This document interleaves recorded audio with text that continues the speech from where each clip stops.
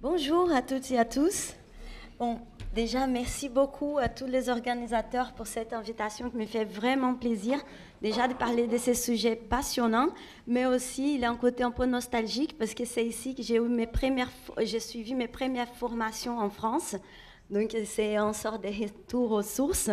Et donc, pour me présenter, je suis chercheuse à l'INSEP où je dirige un programme de recherche qui s'appelle Empower Her, dont le but est d'accompagner les athlètes qui se préparent là pour les Jeux Olympiques à Paris l'année prochaine, les athlètes féminines, et identifier comment on peut adapter leur charge d'entraînement en fonction des différentes phases hormonales, qu'elles soient associées à leur cycle menstruel ou à leur prise de contraception hormonale.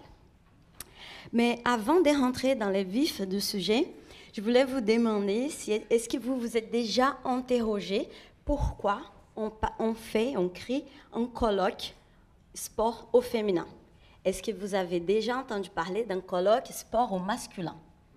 Bon, je suppose que non, je n'ai jamais entendu parler, mais c'est l'un des chercheurs sociologues, anthropologues, l'une des raisons pour laquelle on ne voit pas, par exemple, afficher des colloques au sport au masculin, ou quand on parle des 100 mètres, on est en train de parler des 100 mètres masculins. Si on veut parler du 100 mètres féminin, on va nécessairement ajouter féminin à côté, mais cela, c'est en raison d'une structure de notre société où le masculin, c'est les défauts.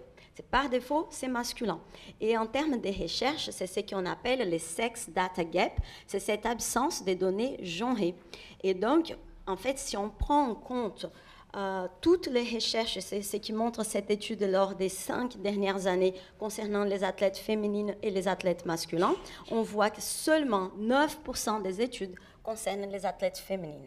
Et c'est pour ça qu'aujourd'hui, la plupart des recommandations que nous faisons en termes de planification d'entraînement, affûtage, récupération, nutrition, c'est basé majoritairement sur la physiologie masculine. Et donc, merci pour l'organisation des colloques comme ça, que ça permet de réduire ces lacunes qui sont encore majeures. Et donc, j'ai pris l'exemple de cette course aux 100 mètres où on va voir Dina Asher-Smith, qu'elle va décrocher, là, c'est elle qui, hop, elle reste derrière, l'année dernière lors des championnats européens dans cette finale. Et après, elle est interviewée et elle donne ce témoignage-ci. C'était juste des trucs des filles. C'est dommage parce que je suis en très bonne forme et j'avais vraiment l'intention de venir et de courir vite. Il faut que plus de gens fassent des recherches dans les domaines des sciences du sport parce que c'est énorme. Les gens n'en parlent pas toujours non plus. Je pense que si c'était un problème masculin, il y aurait 1 million de façons différentes de les combattre. Donc, je pense que c'est intéressant de souligner ces témoignages parce que ce sont les athlètes elles-mêmes qui commencent à réclamer plus de recherches, plus de connaissances et donc plus de formation de tous les staffs qui les prennent en charge.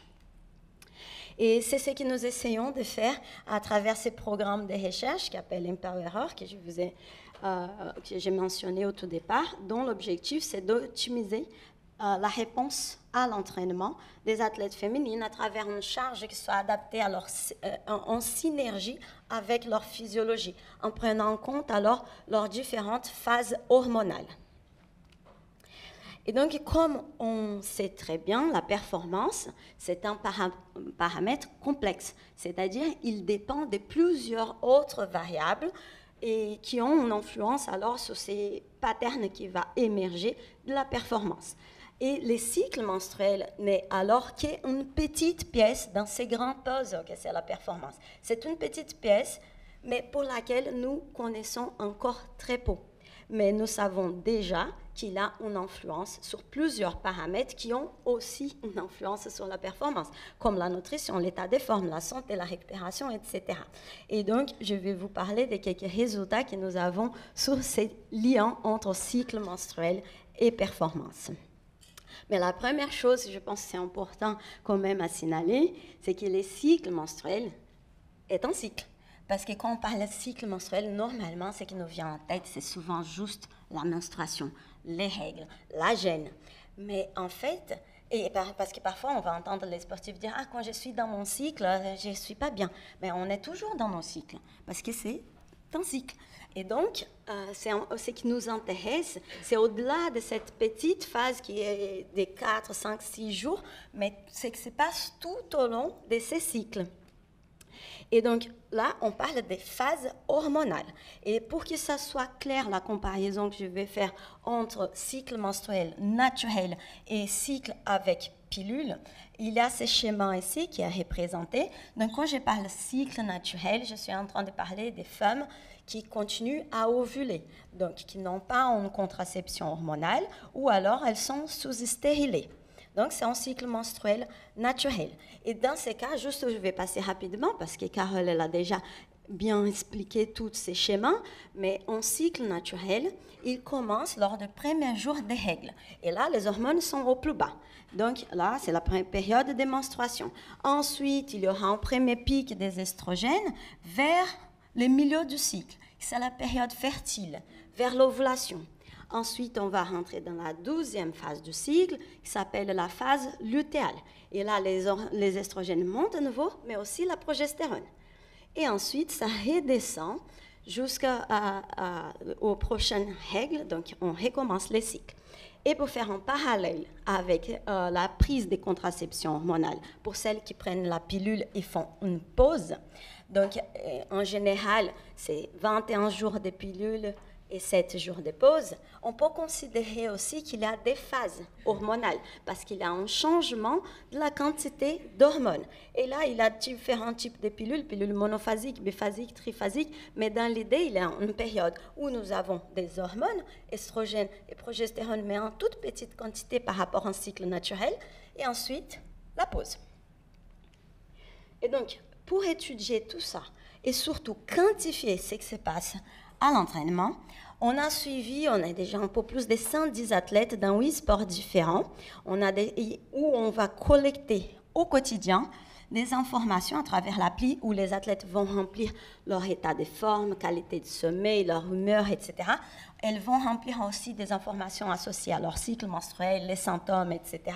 Et on va quantifier ce qui se passe à l'entraînement en termes de puissance, vitesse, accélération, quand cela est disponible, ça dépend du sport, ou sinon juste en termes de mesures simples de la charge d'entraînement. Aujourd'hui, on a à peu près 40 000 questionnaires entre ceux qui sont remplis tous les jours et ceux de l'entraînement.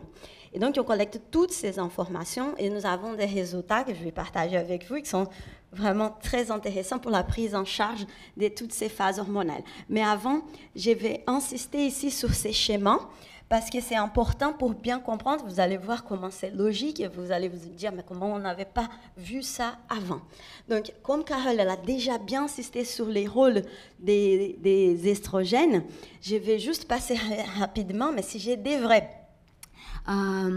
associer à l'estrogène un rôle d'une super-héroïne, pour faire simple, pour qu'on puisse associer là, les rôles d'estrogène, je dirais que les estrogènes sont la Wonder Woman. Pourquoi? Parce que, comme Carole a expliqué, il a tout cet effet sur les métabolismes, mais c'est surtout cette hormone qui va contribuer à l'énergie, à la motivation, à la puissance musculaire. Et là, c'est plus facile à comprendre alors. Pardon, j'y reviens. Et donc, c'est cette hormone, comme Carole disait, qui a un effet sur tous ces paramètres, va agir sur des neurotransmetteurs comme la sérotonine, la dopamine. Et donc, c'est une hormone que je vais appeler Wonder Woman. La progestérone, je vais appeler, si elle était une super-héroïne, ce serait la Batgirl.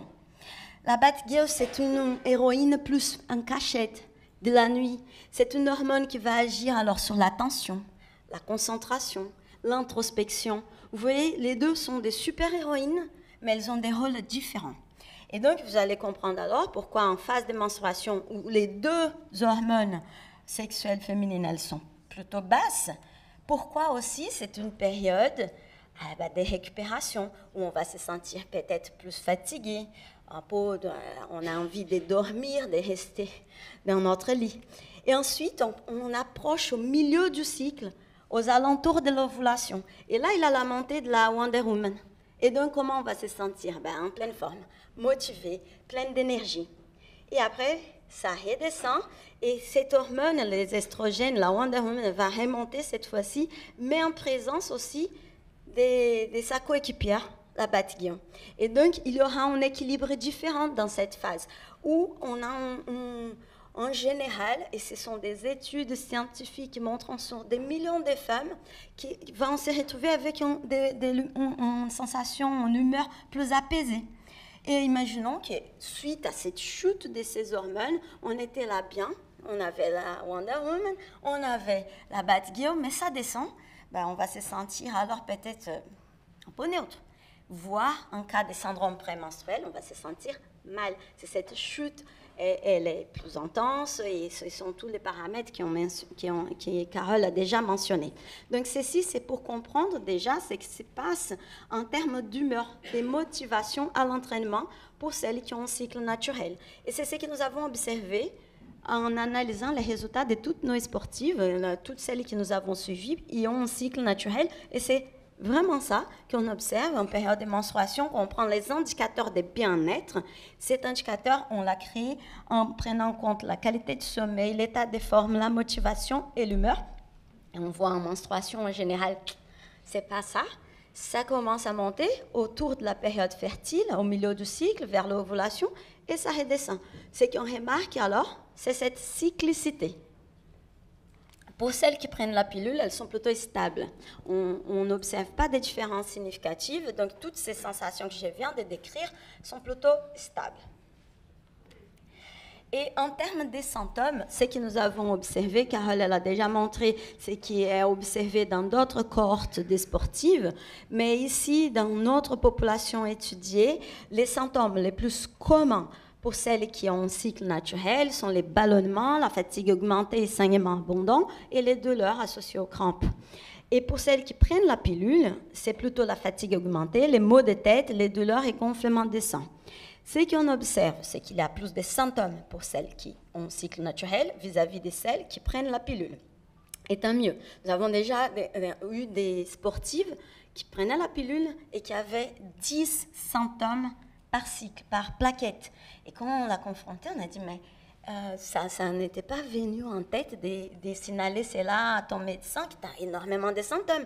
Elle avait dit, je pensais que c'était normal quand les médecins me demandaient, est-ce que ça va? Je disais, oui, sauf qu'elle n'avait pas...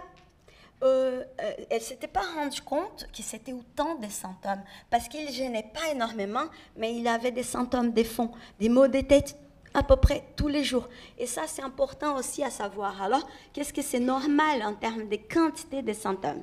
Bon, il n'existe pas encore aujourd'hui des normes par rapport aux sportives de haut niveau, mais ce que nous avons créé avec notre cohorte, c'est que ce type d'information pourra donner aux sportives, c'est-à-dire pour celles qui prennent la pilule, jusqu'à 2 symptômes par plaquette, et d'une intensité qui n'est pas sévère, bien entendu, c'est acceptable. Pour celles qui ont un cycle naturel, jusqu'à 3 jours de symptômes, d'intensité bien faible, au maximum modéré, ou 5 symptômes au total pendant le cycle. Au-delà de ça, on va commencer à s'inquiéter. Et donc, ça sera le cas d'une prise en charge médicale. Mais déjà, et c'est là l'importance de la sensibilisation des sportifs, parce que sinon, on va penser qu'avoir 10 jours des symptômes, c'est normal quand ce ne l'est pas.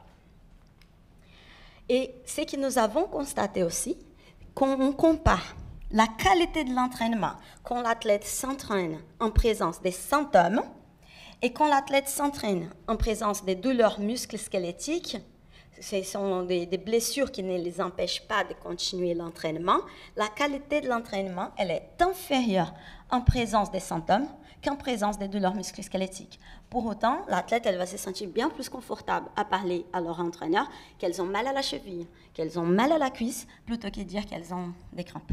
Et pour autant, l'impact sur l'entraînement, on a quantifié, il est plus important en présence des symptômes. Et aussi, en ce qui concerne l'auto-évaluation de leur entraînement, nous avons, comme on pose la question tous les jours quand elles remplissent l'appli, à combien notez-vous la performance à l'entraînement de 1 à 10? Et aussi, on demande la RPE, donc les ressentis de l'effort après chaque séance. Et donc, on a vu, que ce soit dans les groupes cycle menstruel naturel ou hormonal, que les athlètes, ces notes, évaluent leur performance de façon inférieure pendant les règles, en comparaison à la période en dehors des règles. Et cela, c'est valable pour les deux groupes. Par contre, en termes de RPE, on ne voit pas la différence.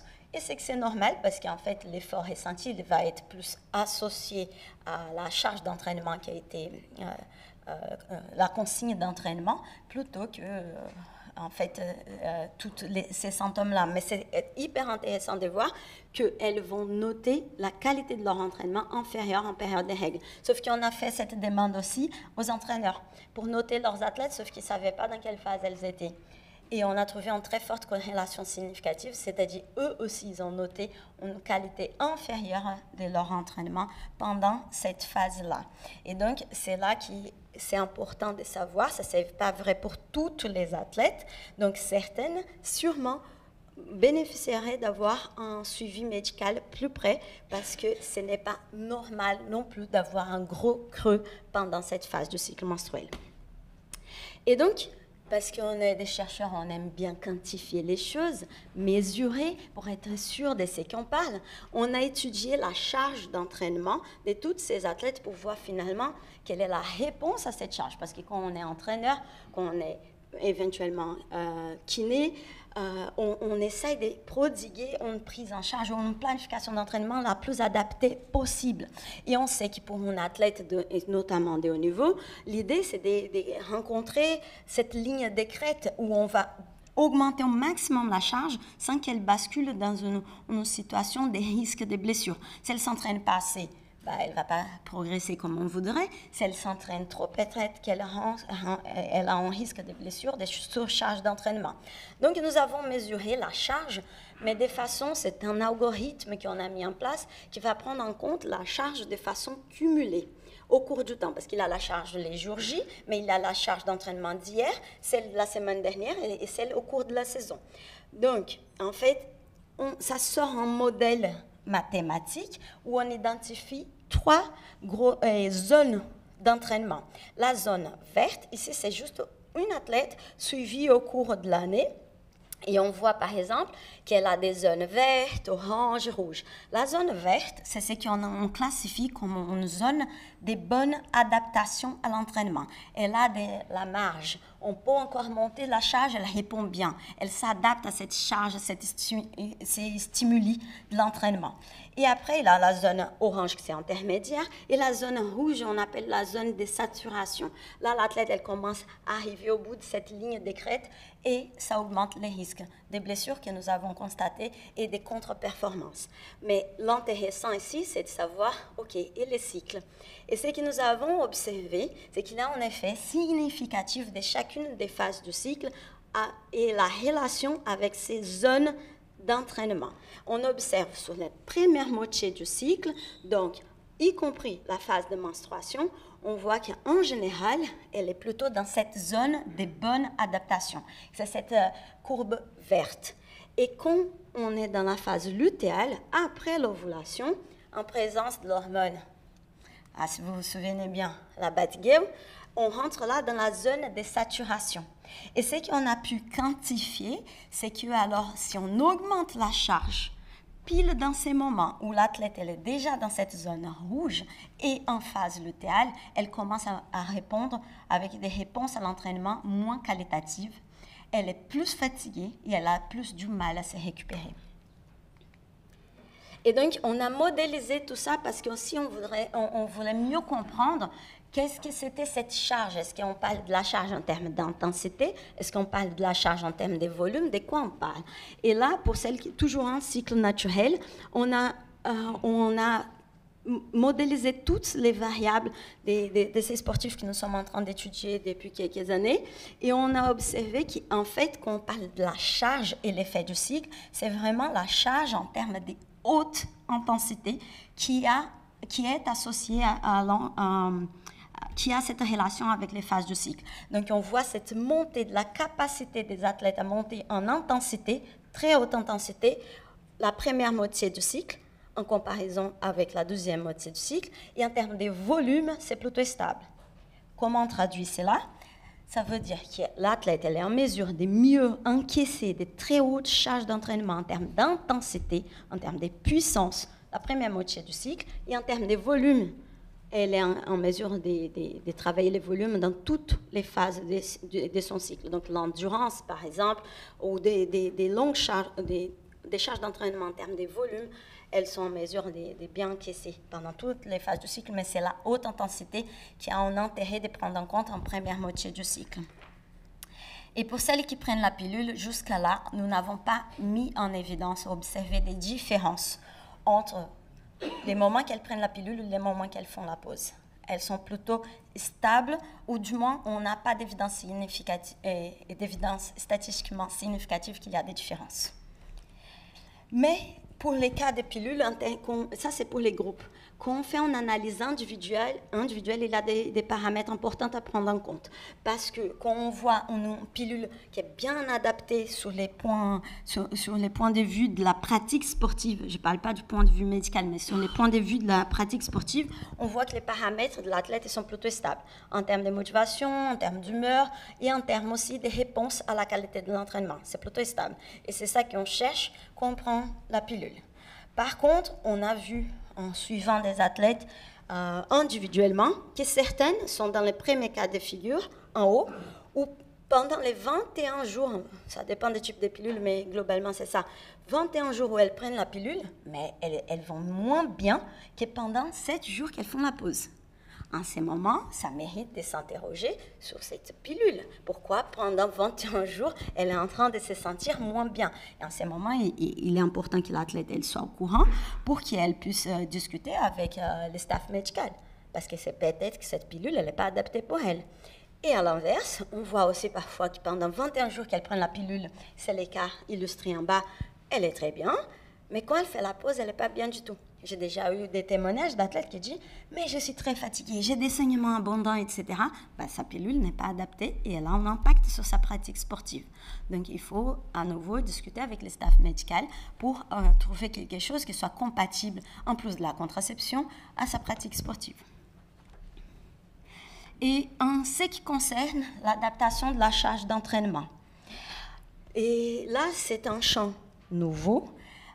Il y en a déjà assez de recherches là-dessus. Carole a mentionné une, je vais vous montrer une autre. Et on pense que ça peut être vraiment quelque chose qui pourra être très intéressante pour les athlètes féminines, notamment qu'elles soient de haut niveau ou pas. Et cette étude, elle a comparé l'adaptation de la charge d'entraînement en fonction des phases du cycle. Donc, ce qu'ils ont fait pendant 4 mois, ils ont créé 3 groupes. Les premiers groupes, il a augmenté la charge pendant la première moitié du cycle, que c'est la phase folliculaire. Donc, elle faisait, par exemple, on va compter à peu près 2 semaines dans la première moitié du cycle. Donc, elles vont faire 5 entraînements par semaine de résistance, de force. Et elles vont faire 5 entraînements, la semaine d'après 5 entraînements, et la deuxième moitié du cycle, elles vont faire qu'un entraînement par semaine. Ce n'étaient pas des athlètes de niveau. C'était des athlètes entraînés, mais pas de haut niveau. Pour les groupes lutéales, elles vont faire l'inverse. Elles vont s'entraîner très pour la première moitié du cycle et vont s'entraîner les doubles, enfin, plus que les doubles, vont s'entraîner beaucoup plus en phase lutéale. Et pour les groupes contrôle, elles vont s'entraîner de façon indépendante des phases du cycle. Donc, pour chaque groupe, elles faisaient 12 séances. Et donc, c'est tout à fait comparable, mais en plaçant les séances en fonction du cycle menstruel.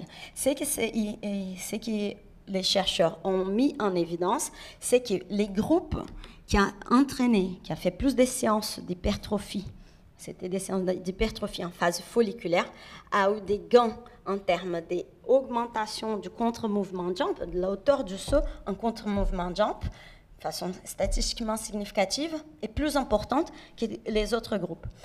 Aussi, ils ont mesuré en test isocinétique, les groupes folliculaires, c'est celui-là qui a augmenté les plus aussi la force. Et en termes des mesures de la composition musculaire mesurée par une machine DEXA, ils ont montré aussi l'augmentation de la section transverse du muscle de la cuisse pour celles qui ont fait la préparation en groupe folliculaire. Les groupes contrôle, c'est-à-dire ils n'ont pas pris en compte les cycles, il a progressé aussi, sauf qu'il a progressé un peu moins, mais il a progressé. Mais par contre, et c'est là que je pense que c'est flagrant comme résultat, les groupes qui ont placé plus de séances d'hypertrophie en phase lutéale, il n'a pas progressé. Donc c'est bien dommage, les athlètes s'entraînent 5 fois par semaine et ne progressent pas parce qu'elles s'entraînent dans la mauvaise phase et qu'on ne parle pas assez et qu'on ne prend pas ça en compte. Ben c'est quand même dommage. Et donc, je pense que c'est important de connaître ce type de résultats, sachant qu'il y en a d'autres études montrant, par exemple, des athlètes qui vont s'entraîner pendant une phase de cycle, qui est la jambe droite, dans l'autre phase, qui est la jambe gauche. C'est des protocoles des chercheurs, parfois, on fait des choses un peu bizarres comme ça, mais et ils montrent les mêmes résultats. Donc, il y en a déjà un certain nombre d'études montrant l'intérêt de prendre en compte. Mais c'est quoi qui contribue à ces résultats? Carole, elle a bien expliqué. Ben, c'est la Wonder Woman. C'est cette hormone-là qui va favoriser ce type de résultats. Donc, prendre en compte, c'est optimiser l'entraînement des athlètes. Et donc, il y en a aussi des études qu'on a fait avec les cyclistes d'élite en France. Et ça, c'est très intéressant parce que les cyclistes, on a les capteurs de puissance sur la pédale. Donc, on a environ, en moyenne, 300 entraînements par cycliste. Et on a par 1000 secondes toutes les puissances qu'elles sont en train de réaliser sur la pédale.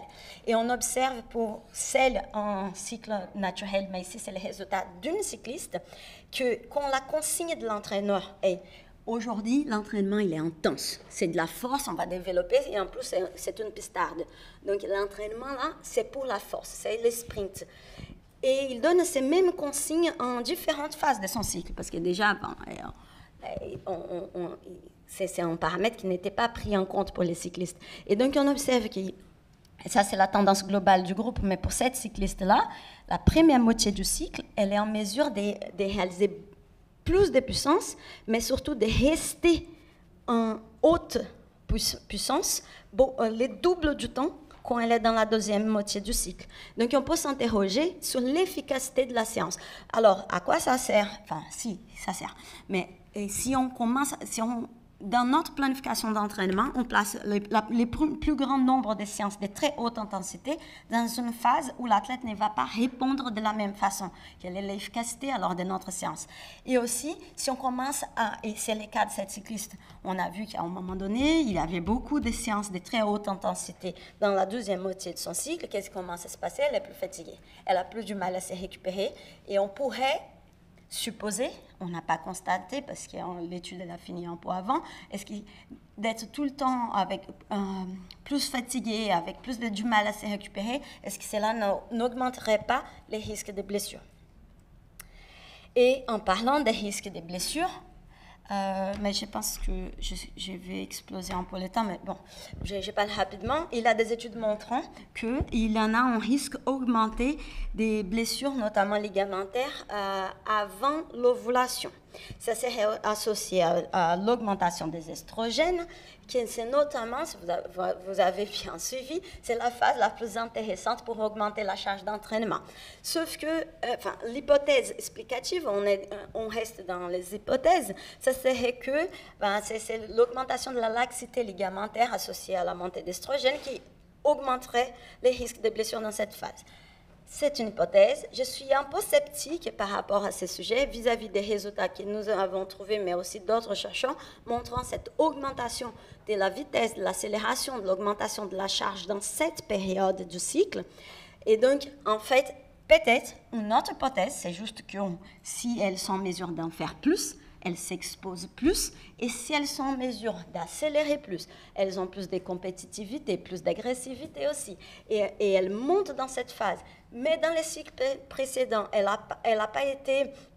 elle n'a pas travaillé toute cette vitesse, toute cette puissance dans cette phase, elle sera plus à risque. D'autant plus parce que cette étude, c'est l'une des meilleures études qui met en évidence d'ailleurs une augmentation du risque dans cette période du cycle, mais elle met en risque des blessures tendineuses plutôt que ligamentaires. Donc ça laisse penser que sont plusieurs facteurs qui pourraient expliquer ces risques de blessures. Donc pour les sports collectifs, qu'il y a beaucoup de risques de contact, on va suggérer de faire attention à cette période, mais pour des sports individuels où les risques de blessures n'est pas si important, on va insister sur la possibilité d'augmenter la charge dans cette période du cycle. Après, c'est que c'est important, je pense, pour l'athlétisme, pour certaines disciplines, c'est aussi qu'il y a des études montrant un risque supérieur de blessures musculaires, notamment des ischio-jambiers en période de menstruation, parce qu'il y aurait une diminution de l'extensibilité des ischio-jambiers, éventuellement une petite altération de la posture pelvique dans cette période du cycle, parfois associée à des douleurs, parfois associée à des changements de tension myofaciale, et notamment pour les kinés, ça serait vraiment intéressant de prendre cela en compte dans la phase de menstruation. En tout cas, il a déjà, d'ailleurs, c'est Dina H-Smith aussi, qui suite à un entretien, en interview, elle a dit que par exemple, elle et son entraîneur, ils évitent de faire déplacer les plus grandes séances de sprint en menstruation parce que c'est là où elle sent toujours systématiquement ses ischio-jambiers.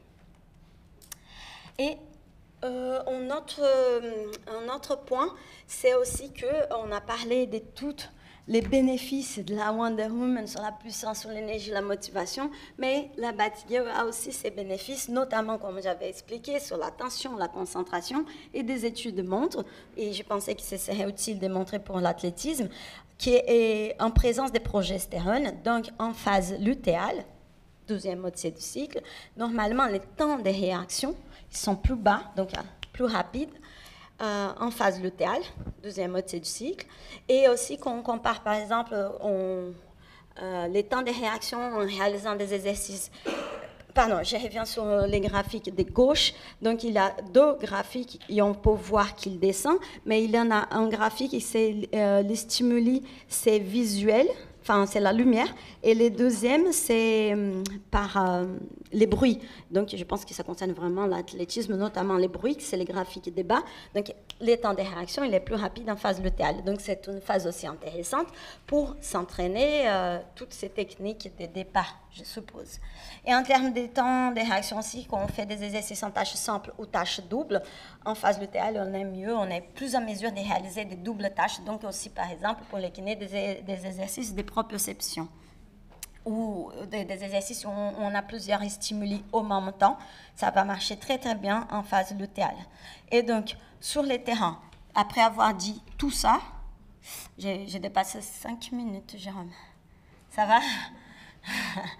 Donc, pour traduire tout cela sur les terrains, il est important de mentionner que le cycle est un paramètre individuel. Je vous ai donné des tendances globales, mais cela ne veut pas dire que ça s'applique à toutes les femmes. Je vais vous donner un exemple en athlétisme. On a Lona Salpeter aux Jeux de Tokyo, qu'elle était pressentie, d'ailleurs pour une médaille au marathon. 5 mois avant les Jeux, elle fait 2h17 et les jours J, c'était son premier jour des règles. Elle a dû faire des pauses pendant les marathons, ce qui explique son temps de 2h48. Elle a dit qu'elle avait trop mal. Paula Radcliffe, elle réalise le record du marathon de Chicago lors de son premier jour des règles. Donc, on voit ici comment les profils sont différents et on voit aussi comment le staff médical d'Elona Salpeter a peut-être passé un peu à côté. Dans une préparation olympique, il ne serait pas censé de laisser un athlète partir avec autant de douleurs dans une épreuve, que c'est son épreuve d'endurance. C'est là aussi qu'apparaît beaucoup l'effet de la menstruation. Et pour autant, par là, elle va réaliser son record. Donc, c'est important aussi de tenir ça en tête et que tous ces résultats, ils doivent être pris sur les plans individuels. Et donc, il y en a des profils que nous avons identifiés dans nos recherches qui sont cycliques. Donc, il y a tout l'intérêt d'adapter une charge d'entraînement, pas pour diminuer la charge, vous avez compris, c'est pour augmenter au bon moment. Il y en a celles qui sont plutôt stables, notamment celles qui prennent la pilule, donc aucun intérêt d'adaptation de la charge. Et il y en a certains profils qui sont atypiques et donc ils ne vont pas rentrer dans ces cas de figure, mais normalement, ça concerne celles qui ont les cycles irréguliers. Et donc, c'est aussi à s'interroger s'il n'a pas besoin d'avoir une prise en charge médicale.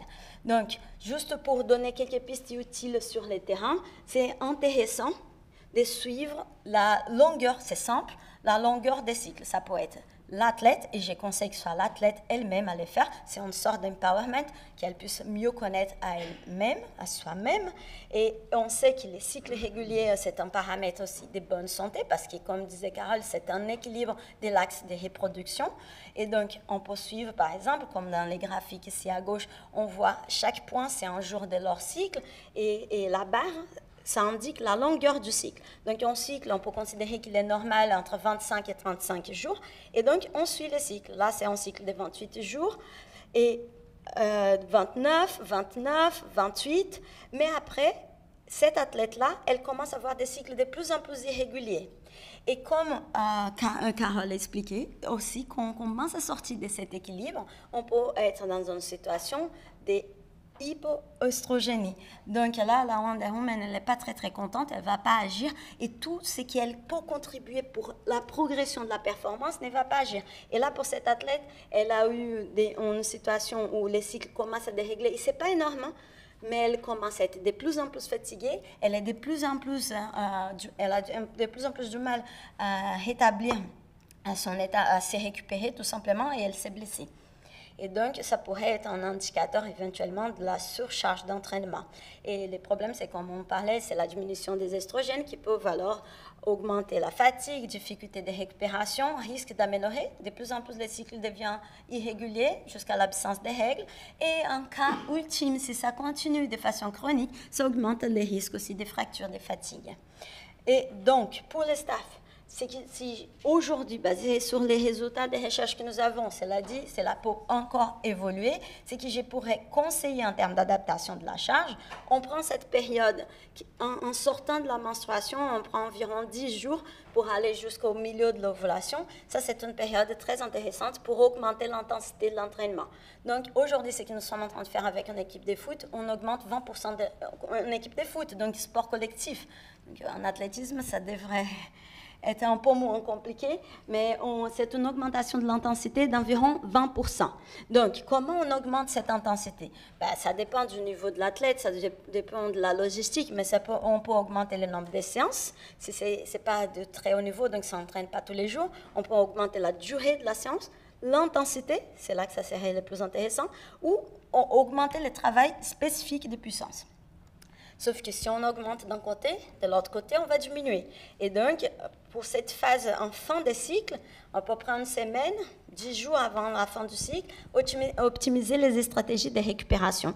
Donc, on garde les volumes, mais peut-être on va diminuer alors, on va garder, on peut faire du volume, de l'endurance, mais on peut mettre plus de séances en termes qui va travailler les temps de réaction, la technique, mais en diminuant 20% la charge d'entraînement.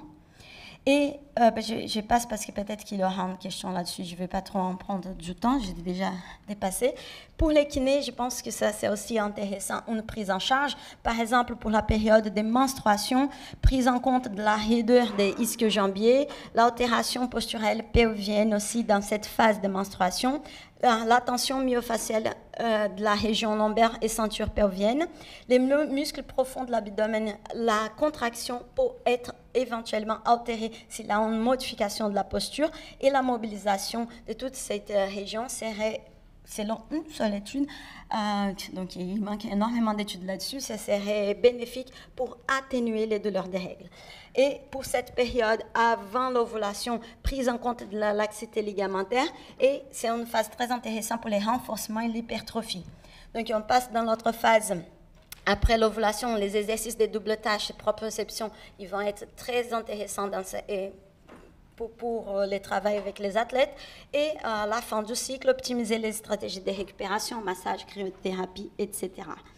Et juste pour finir, pour les athlètes, et ça je pense que c'est très important, ça, on ne peut pas en tant qu'athlète tout déléguer aux personnes qui nous entourent, les staffs médicaux, les staffs techniques. C'est important de faire cette sensibilisation pour qu'elles puissent comprendre que les cycles, c'est un paramètre de la performance, au même titre que tous les autres paramètres.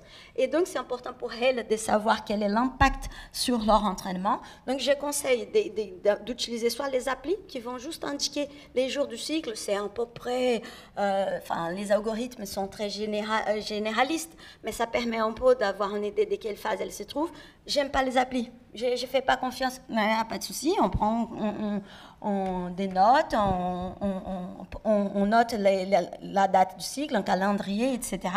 Et les checklists que je suggère pour les athlètes, pour qu'elles puissent avoir plus de connaissance d'elles-mêmes, c'est de noter la durée des règles, la longueur du cycle, la régularité du cycle, et les symptômes et niveau de douleur. Parce que quand elles notent les symptômes, elles vont voir les cyclicités, l'apparition des phénomènes, éventuellement remarquer des choses qui ne sont pas acceptables.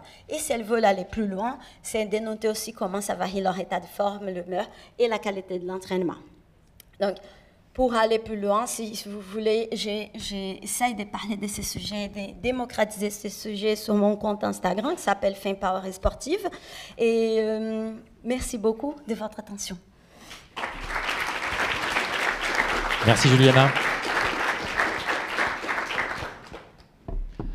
On va passer aux petites questions. Du coup, Carole, je t'invite à rejoindre Juliana sur le canapé. Et je vais passer dans la salle. Je vous laisse juste lever la main. Et on va passer aux petites questions. Ah, il y en a une première là. Moi, j'ai une première question. Donc déjà, merci pour les présentations qui étaient très intéressantes. Et j'ai l'impression que finalement, l'œstrogène, elle aide quand même beaucoup finalement dans la montée en charge de l'entraînement. Et finalement, sous pilule, on prend des pilules où souvent la progestérone, elle est plus importante que l'œstrogène. Donc est-ce que c'est plus simple finalement pour les entraîneurs, pour le staff sous pilule? Et où est-ce que ces athlètes sans pilule, mais dans leur phase folliculaire, elles seraient plus performantes? Est-ce que vous avez des connaissances là-dessus? Alors, on n'a pas montré qui en était plus performante sous pilule ou moins performante. On a analysé la phase sous pilule, comme Juliana l'a montré, et la phase de pause. Et parfois, avec une diminution de la performance qui a été rapportée pendant la phase de pause, très certainement liée à des pilules mal adaptées, quand les règles persistent trop abondantes ou avec des symptômes. Maintenant, oui, on pourrait se poser la question, est-ce que cette poussée des œstrogènes en préovulatoire, finalement, elle n'a pas lieu, puisque la pilule met les ovaires au repos. Alors, c'est vrai que malgré tout, on a une sécrétion endogène des œstrogènes qui n'est pas nulle. Donc, on n'a pas la poussée jusqu'à l'ovulation, mais il y a quand même des sécrétions d'œstrogènes endogènes pendant la pilule, d'où une réceptivité en fonction des différentes pilules. Quand on a par exemple un taux endogène très bas, on ne va pas supporter une pilule faiblement dosée. On va avoir des spottings, on va avoir une gêne parce qu'on va être en hypoœstrogénie. Donc même sous pilule, on arrive à avoir un diagnostic de déficit énergétique par différents symptômes, des difficultés à prendre du muscle, des difficultés au niveau de la réceptivité de l'endomètre avec des spottings tout le long du mois et donc un risque d'anémie. Donc on a quand même une variabilité de contraceptifs qui nous permet de faire face à ces désagréments.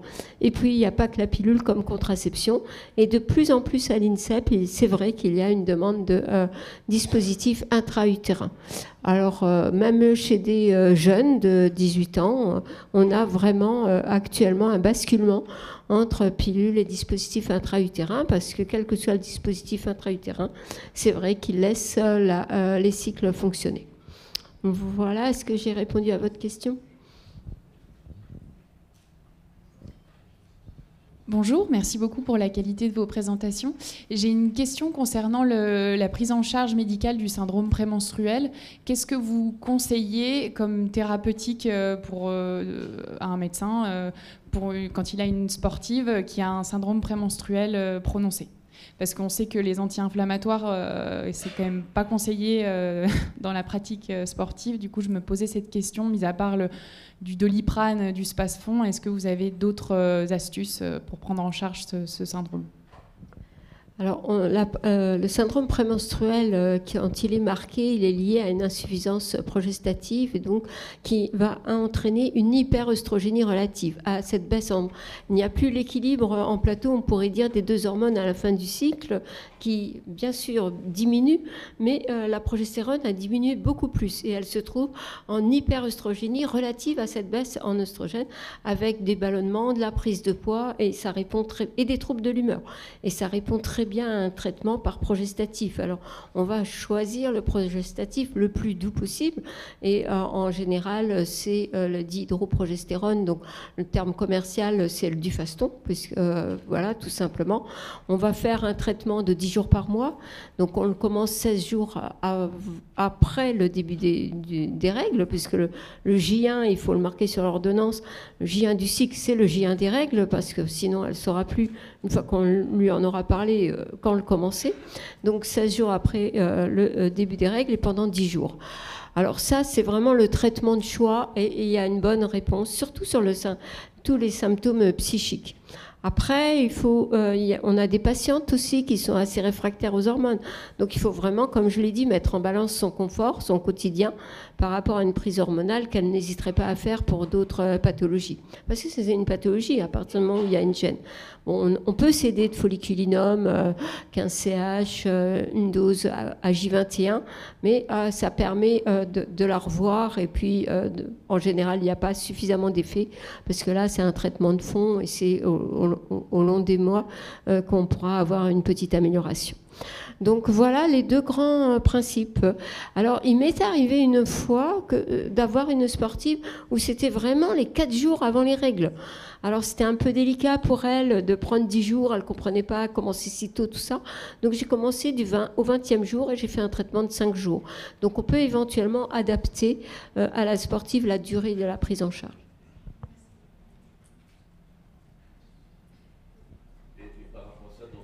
Ah. Alors attends, j'arrive avec un micro.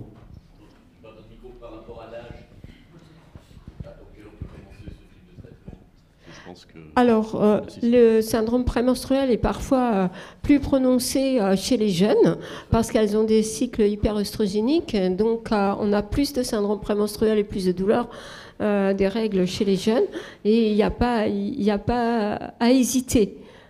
Il n'y a vraiment pas à hésiter, il n'y a pas une limite d'âge. Qu'à les 14, 15 ans, on peut. Avec le Dufaston, on l'utilise parce que souvent, les premières règles sont très abondantes aussi. Donc, il y a une muqueuse qui s'hypertrophie l'endomètre au niveau de l'utérus et des règles très abondantes qui sont source d'anémie. Donc, plutôt on régularisera avec un petit traitement de 10 jours, plutôt on stabilisera le flux menstruel. Donc, il y a tout intérêt à la prendre en charge. Oui, bonjour. Encore une fois aussi, merci pour vraiment la qualité de vos interventions. C'était vraiment un plaisir.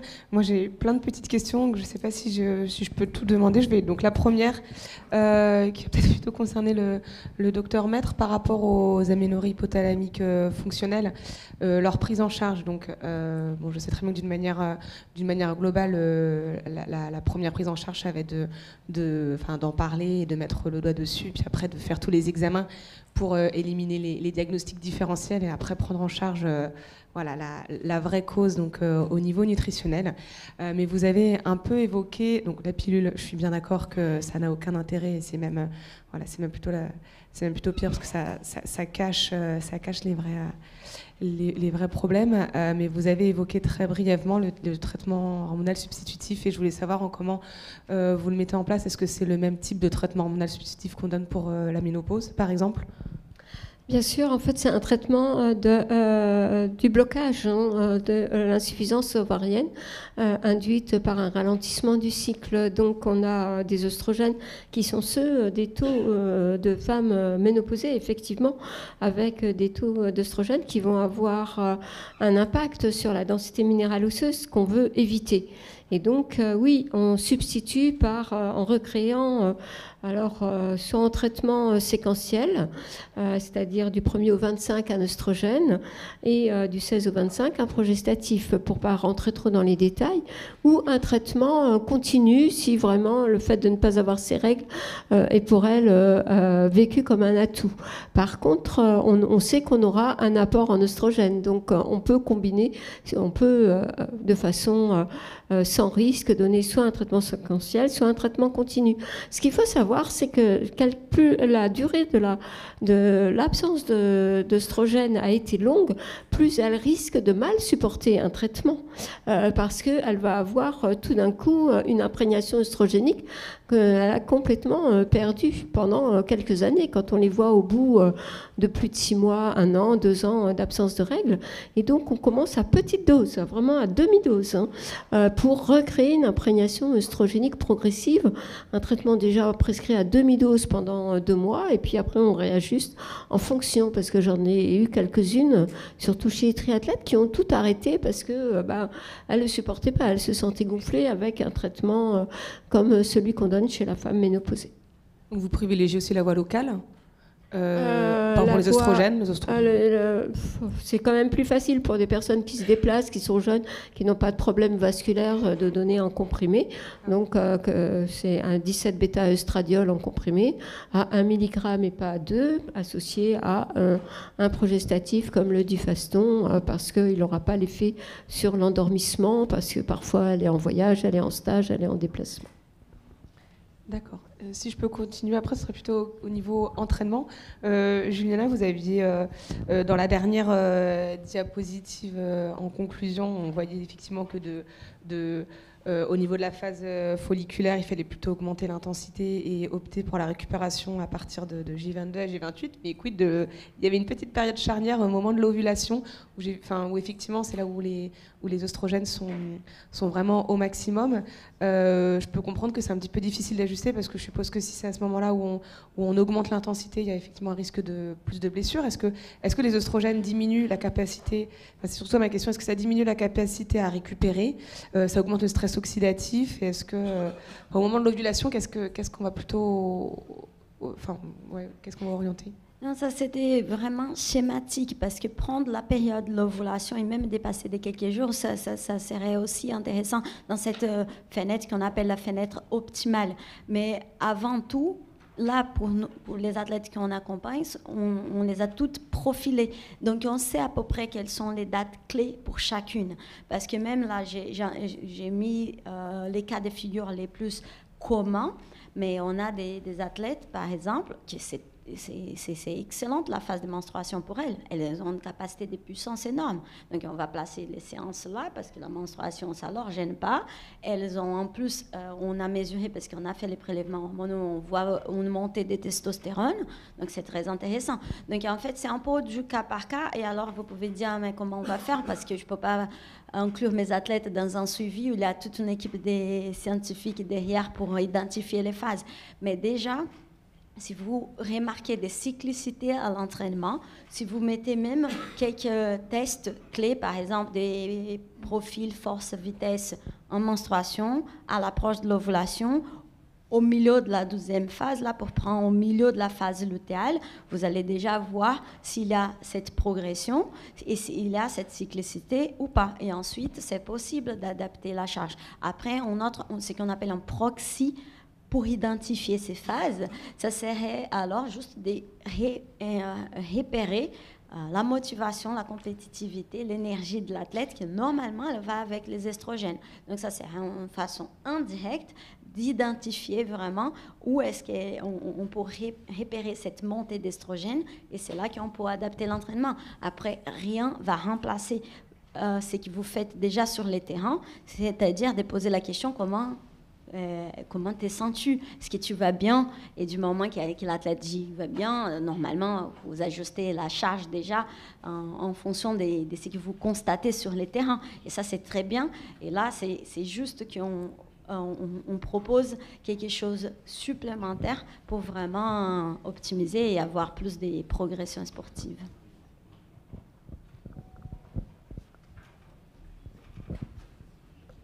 Oui. Voilà, ma question est la suivante. J'ai du mal à vous la poser parce qu'elle est peut-être un peu simpliste ou maladroite, mais comment corrige-t-on l'aménorrhée? Quel risque en termes d'entraînement?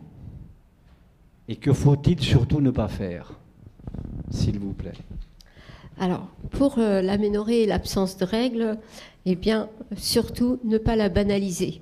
La banaliser, ne pas dire c'est lié à ton entraînement, ça ira mieux quand tu t'entraîneras moins. Voilà, et quand tu désireras un bébé ou quoi. Parce que toutes ces années-là, au niveau os, on ne va pas récupérer une bonne densité osseuse s'il y a eu un impact sur l'os. Alors c'est sûr que dans les sports, les activités à fort impact au sol, par exemple, il y a une bonne ostéogenèse et on a parfois une déminéralisation plutôt au niveau de l'os trabéculaire, au niveau du rachis, ce que je n'ai pas chez les lutteuses qui parfois, pour être dans la catégorie de poids, ont perdu de la masse grasse de façon trop drastique et sont en absence de règles, mais avec une densité minérale osseuse au niveau du rachis supérieure à des populations contrôle parce qu'elles travaillent beaucoup au niveau des muscles du dos. Par contre, elles vont avoir des impacts plus importants au niveau du col du fémur. Donc, vous voyez, ou au niveau des os du bassin. Donc, on va avoir une compensation par l'activité physique du fait de l'ostéogenèse induite par le travail musculaire. Mais néanmoins, au-delà de 6 mois, on a un impact sur les sites non sollicités. Et donc, il faut prendre en charge, et la seule prise en charge que je connaisse de prévention du retentissement sur l'os, mais pas que.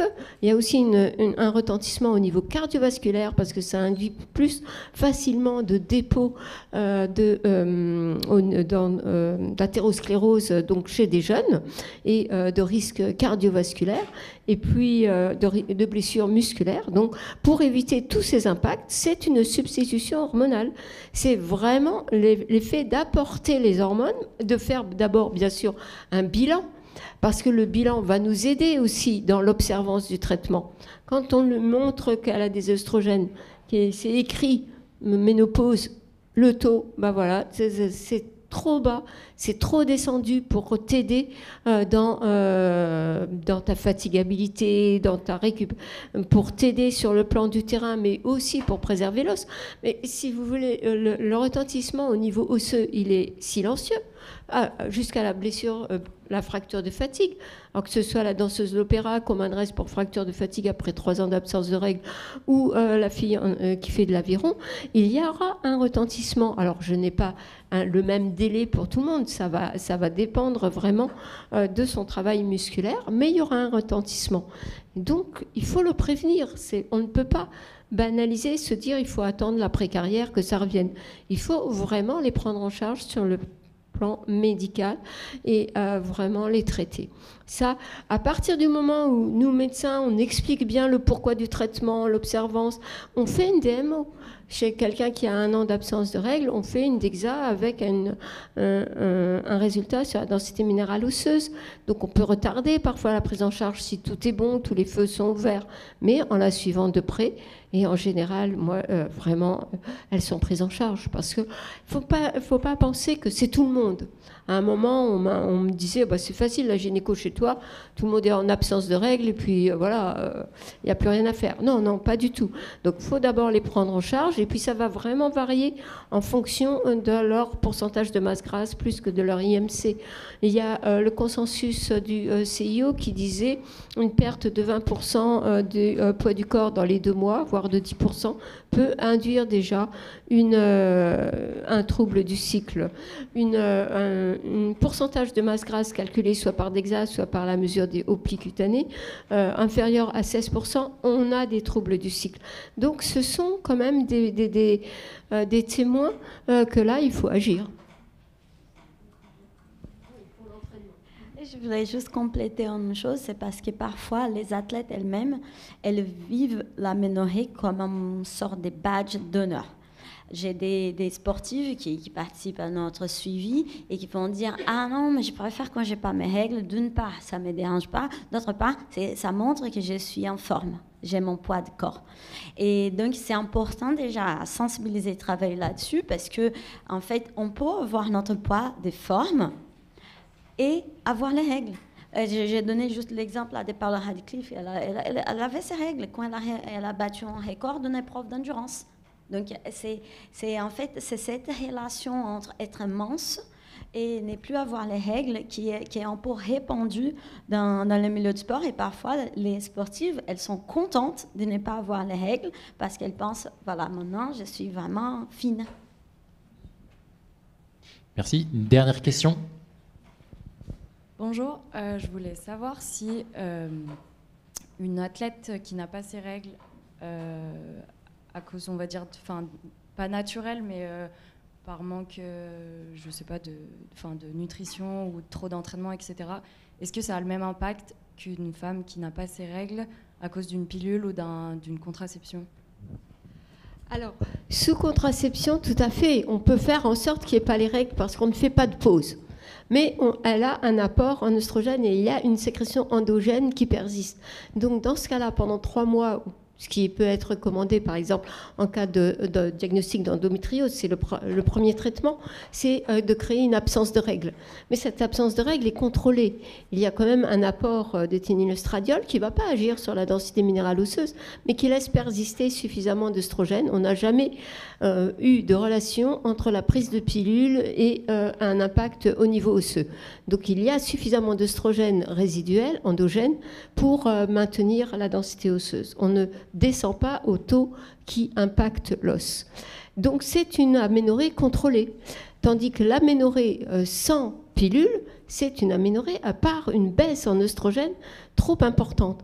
Par contre, c'est vrai que la pilule peut masquer un déficit énergétique. Et dans ce cas-là, on a une réceptivité de l'endomètre, de la muqueuse utérine, avec des spottings, parce qu'il y a une atrophie. Quand il y a une baisse en œstrogène sous pilule, une baisse en oestrogène endogène sous pilule et donc un déficit énergétique, on a des spottings, donc des saignements, alors même qu'elle est en cours de pilule. Et là, soit on donne une pilule un petit peu plus dosée, soit on fait déjà un bilan pour savoir s'il n'y a pas non plus interférence avec d'autres pathologies. Merci beaucoup en tout cas, Carole, Juliana.